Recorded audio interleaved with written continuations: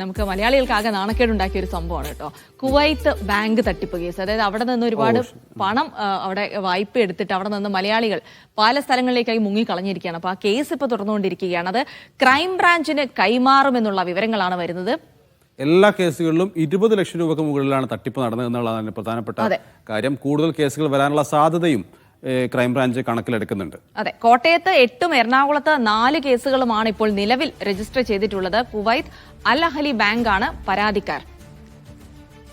ജോസി ബാബു ഉണ്ട് കോട്ടയത്ത് നിന്ന് വിവരങ്ങൾ നൽകാനായി. Josy, good morning. നേരത്തെ നമ്മൾ ഈ വാർത്ത എടുത്തപ്പോൾ പറഞ്ഞിരുന്നു ആകെ നാണക്കേട് ഉണ്ടാക്കിയ സംഭവമാണ്. കുവൈത്തിൽ പോയി അവിടെ വായ്പ എടുക്കുന്നു. ആ പരാതിക്കാരിലേറെ ഇപ്പോൾ മറ്റു രാജ്യങ്ങളിലേക്കൊക്കെ രക്ഷപ്പെട്ടു എന്നാണ് പറയുന്നത്. അപ്പോൾ ആ കേസിന്റെ ഒരു ഗൗരവം കൂടി കണക്കിലെടുത്താണല്ലേ ക്രൈംബ്രാഞ്ചിന് കൈമാറാനുള്ള നീക്കം? Good morning Jilsy, Naufal. തീർച്ചയായും വളരെ ഗൗരവത്തോടു കൂടിയാണ് കേരള പോലീസ് ഈ പരാതികളെ കാണുന്നുള്ളത് എന്നാണ് നമുക്ക് മനസ്സിലാക്കാൻ കഴിയുന്നത്. അതുകൊണ്ട് തന്നെയാണ് ലോക്കൽ പോലീസിൽ നിന്നും ക്രൈംബ്രാഞ്ചിലേക്ക് കേസ് കൈമാറാനുള്ള നടപടിക്രമങ്ങളിലേക്ക് പോലീസ് കടന്നിരിക്കുന്നത്. പ്രധാനമായും 12 പരാതികളിൽ 8 എണ്ണം കോട്ടയത്തും ബാക്കി 4 എണ്ണം എറണാകുളം ജില്ലയിലുമാണ് രജിസ്റ്റർ ചെയ്തിരിക്കുന്നത്. ഗൂഢാലോചന, സാമ്പത്തിക തട്ടിപ്പ് അടക്കമുള്ള വകുപ്പുകൾ പ്രകാരമാണ് കുവൈത്തിലുള്ള അൽ അഹ്ലി ബാങ്കിന്റെ പരാതിയിൽ പോലീസ് കേസ് രജിസ്റ്റർ ചെയ്തിരിക്കുന്നത്. പ്രാഥമിക വിവരശേഖരണം പോലീസ് നടത്തുകയും ചെയ്തു. ഇതിന് പിന്നാലെയാണ് ഈ പ്രതി ചേർക്കപ്പെട്ടിരിക്കുന്ന ആളുകളൊക്കെയും ഭൂരിഭാഗവും വിദേശ രാജ്യങ്ങളിലേക്ക് കുടിയേറിയതായി കണ്ടെത്തിയത്. പ്രധാനമായും ഓസ്ട്രേലിയ, കാനഡ യൂറോപ്പ് അടക്കമുള്ള സ്ഥലങ്ങളിലേക്ക് ഈ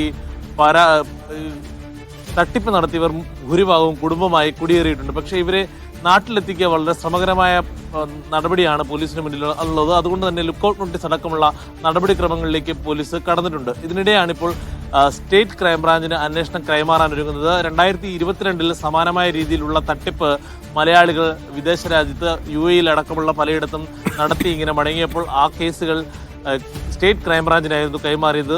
കൂടാതെ കൂടുതൽ പരാതികൾ ഉണ്ടാകാനുള്ള സാധ്യതയുമുണ്ട്. ഈ ഒരു സാഹചര്യത്തിലാണ് ജില്ലാ പോലീസിൽ നിന്നും കോട്ടയത്ത് ക്രൈംബ്രാഞ്ചിലേക്ക് കേസ് കൈമാറാനുള്ള നടപടിക്രമങ്ങൾ ആരംഭിച്ചിരിക്കുന്നത്. കുറവിലങ്ങാട്, അതോടൊപ്പം തന്നെ വൈക്കം, അയർക്കുന്നം അടക്കമുള്ള വിവിധ പോലീസ് സ്റ്റേഷനുകളിലാണ് കേസുകളുള്ളത്. ഈ കേസുകളിലെ പ്രാഥമിക വിവരശേഖരണവും FIR അടക്കമുള്ള നടപടികളും പോലീസ് പൂർത്തിയാക്കിയിട്ടുണ്ട്.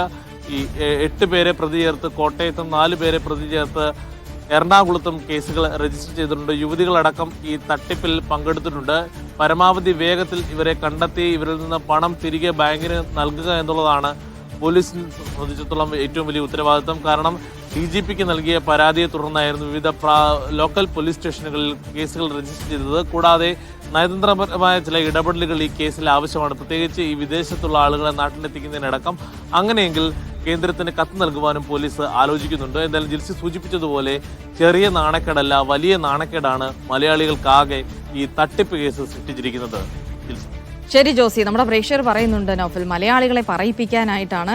അപ്പോൾ മലയാളികൾ തട്ടിപ്പിനും തട്ടിക്കപ്പെടാനും മുന്നിലാണെന്ന് തെളിയിച്ചുകൊണ്ടിരിക്കുന്നു. അവരൊക്കെ ഇപ്പോൾ ലോകത്തിലെ ഏറ്റവും നല്ലവരും ഏറ്റവും വൃത്തികെട്ടവരും മലയാളികളാണ് എന്നുള്ള കമന്റൊക്കെ. എന്താണ് കുവൈത്തിൽ പോയി ഇത്തരം ഒരു തട്ടിപ്പ് നടത്തിയത് വലിയ നാണക്കേടായി എന്ന കാര്യത്തിൽ സംശയമൊന്നുമില്ല. എന്തായാലും ഈ ആളുകളെയൊക്കെ ഇനിയിപ്പോൾ എവിടെ നിന്ന് പിടികൂടുമെന്നൊന്നും അറിയില്ല. കാരണം പലരും നടക്കട്ടെ. അതെ.